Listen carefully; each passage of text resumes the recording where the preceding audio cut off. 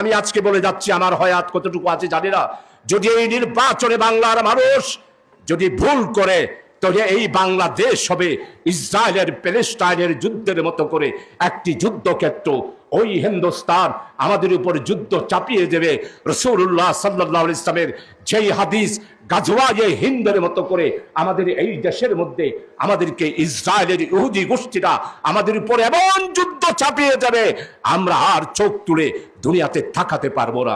এই জন্য আগামী নির্বাচন হচ্ছে দেশের স্বাধীনতা, সার্বভৌমত্ব নিরন্ন, এই দেশের অভাবগ্রস্ত যারা আত্মনাদ করছে, আমার নিরন্ন মানুষের মুক্তির ঠিকানা হিসাবে আগামী নির্বাচনে শুধুমাত্র ক্ষমতায় বসানোর নির্বাচন নয়, বাংলাদেশের 54,000 বর্গ মাইল, 56,000 বর্গ মাইলের 19 কোটি মানুষের ঈমান আকীদা রক্ষা করার নির্বাচন।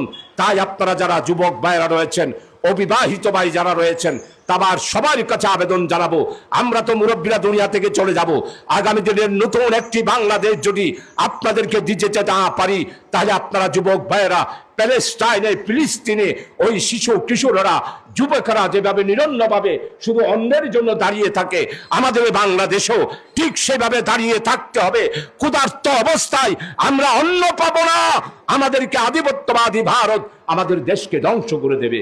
তাই আজকে আপনাদের সবার কাছে অনুরোধ করব, আসুন সবাই ঐক্যবদ্ধভাবে আগামী নির্বাচনে দেশ এবং জাতির স্বার্থে, ইসলামের স্বার্থে, কোরআনের স্বার্থে এবং আমাদের দেশের মানুষের ঈমান আকীদার স্বার্থে, আমাদের নিরন্ন মানুষ, নির্যাতিত মানুষ, নিপীড়িত মানুষ, অত্যাচারিত মানুষ, এদেরকে আমাদের দেশে আমরা স্বাধীনভাবে নাগরিক অধিকার ফিরিয়ে দেওয়ার জন্য আগামী নির্বাচনে জামাত কর্মীদেরকে রাত দিন 24 ঘন্টা আল্লাহর কাছে কানবেন, চোখের ফানি জ্বালাবেন, এরপরে কাজ করবেন। এরপরেই আল্লাহ তাআলা আমাদেরকে একটি ইসলামী রাষ্ট্র দান করবে।